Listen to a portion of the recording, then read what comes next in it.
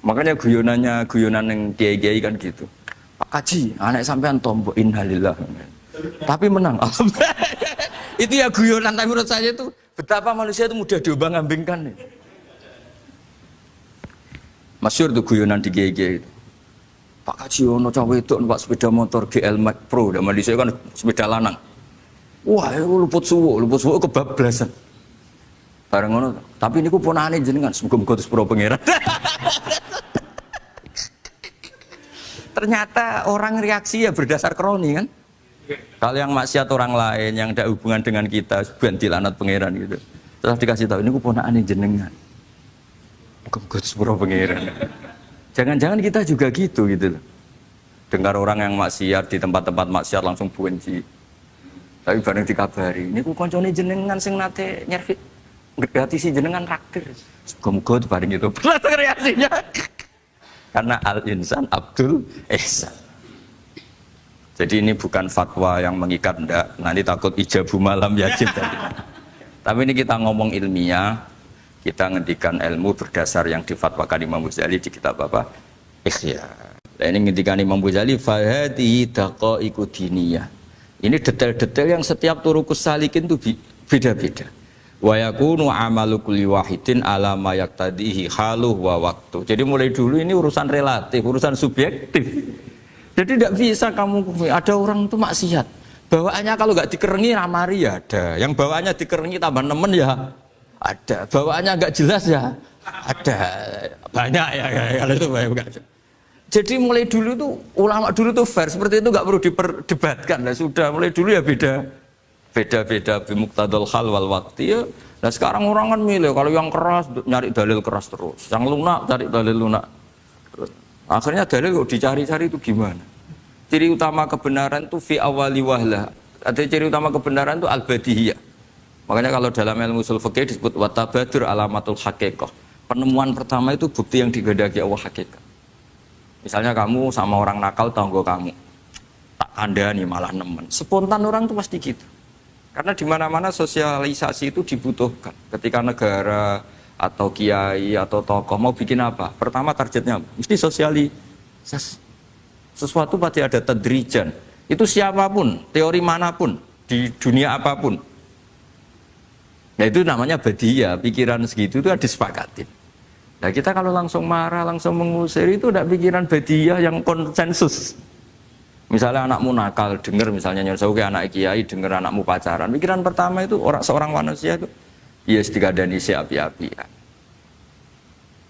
Karena tadi itu badihi itu orang itu. Kamu kepengen beli mobil, pikiran pertama ya nggak sih nabung sih, mesti begitu. Jadi ya pasti begitu lah itu kalau kamu ngukur mana yang benar tuh at-tabadur alamatul haqiqah. Kalau kamu ngaji usul fikih itu kan at-tabadur alamatul haqiqah. Karena konsensus lah agama ini fitratallahi allati fataran nasa 'alaiha. Jadi nggak mungkin lah kita ingin sesuatu kemudian tidak berproses. Ya saya teruskan ya. Tapi kamu jangan kaget kalau setiap angkatan beda. Ini jelas wa yakunu amalu kulli wahidin ala ma yaqtadi halu wa terus wa muqtadal ahwal fi hadil umur imma makruha aw manduba fatakunu fi rutbatil fadail wala tantahi ila tahrim wal ijab. Nah, ini jelas. Metode-metode itu sudahlah. Paling kalau benar ya mandubah, kalau salah ya makruha. Kamu jangan kalau orang salah metode tahrim enggak bisa.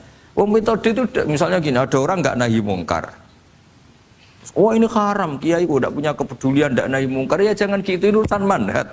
Manhat itu enggak bisa berstatus tahrim atau ijab karena ini fleksibel bimuqtadal hal wal waqti.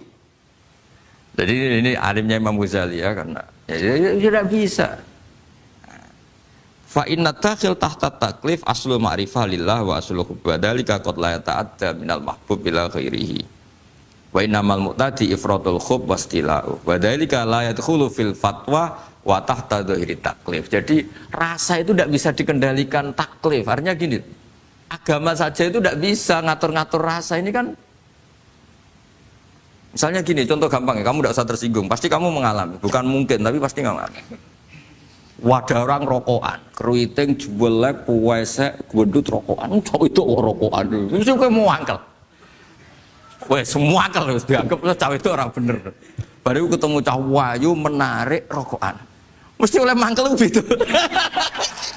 Wes jawab jujur ya, wes. Nggak usah munafik kamu. Betul ya? Ya betul. Jadi itu nggak bisa terus. Misalnya wong tuamu pesen gini, cung, kejogeman pacaran mbek cah wedok sing rokokan. Jadi sing rokokan wayu cuantik, wong sopan misalnya. Dia rokokan tapi sopan. Terus kayak mesti ibu ngono. Larangan kok ngono gitu. Tapi misalnya si rokokan welek, gedut, keruiting, wes lungguhe nyigrek, bener ibu ora oleh pas. Ternyata pembenaran Anda ini butuh fakta yang lain gitu. Ya iku elek mbek ayu gitu Mas. Lu kayak ngandel gak?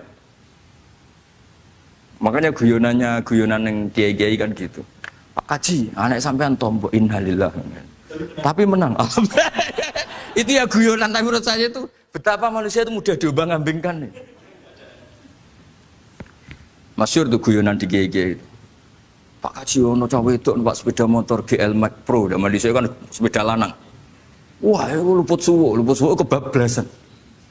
Bareng ngono, tapi niku ponakane jenengan muga-muga terus pro pangeran. Ternyata orang reaksi ya berdasar kroni kan. Kalau yang maksiat orang lain yang ada hubungan dengan kita, ganti lanat pangeran gitu. Setelah dikasih tahu ini keponakan jenengan. Muga-muga sepuro pangeran. Jangan-jangan kita juga gitu loh. Dengar orang yang maksiat di tempat-tempat maksiat langsung benci. Tapi bareng dikabari, ini ku koncone jenengan sing nate nyervit ngedati si jenengan raktir. Muga-muga bareng itu. Reaksinya. Karena al-insan Abdul Ihsan. Jadi ini bukan fatwa yang mengikat, enggak. Nanti takut ijabu malam yajib tadi. Tapi ini kita ngomong ilmiah, kita ngendikan ilmu berdasar yang difatwakan Imam Ghazali di kitab apa? Ikhya. Jadi ini pernah tak baca di depan 100 ulama di pas 100 serinya, mungkin lebih ribuan mungkin yang datang pas acara itu. Dan itu dilegitimasi. Jadi ini mutafak lah. Karena saya tidak ngomong mingki bali nafsi, tapi berdasar teks yang ada di Ihya. Soal nanti misalnya kita salah di interpretasi atau salah di perilaku, ya itu normal kita sebagai manusia. Tapi saya pastikan kitab ini orisinil, bahwa mulai dulu menanggapi kemaksiatan, kemungkaran itu terjadi 3 kelompok. Tapi semuanya tentu ingin merubah. Saya pastikan yang yahlidul qola juga tidak karena kebencian pribadi. Yang lunak juga bukan karena menikmati lah. Yang ribet kita ini kan lunak karena ini kalau yang cantik ke masjid sudah Islami, nggak ada pemandangan lah, itu ya ribet. Jadi gayanya halus tapi banyak kepentingan.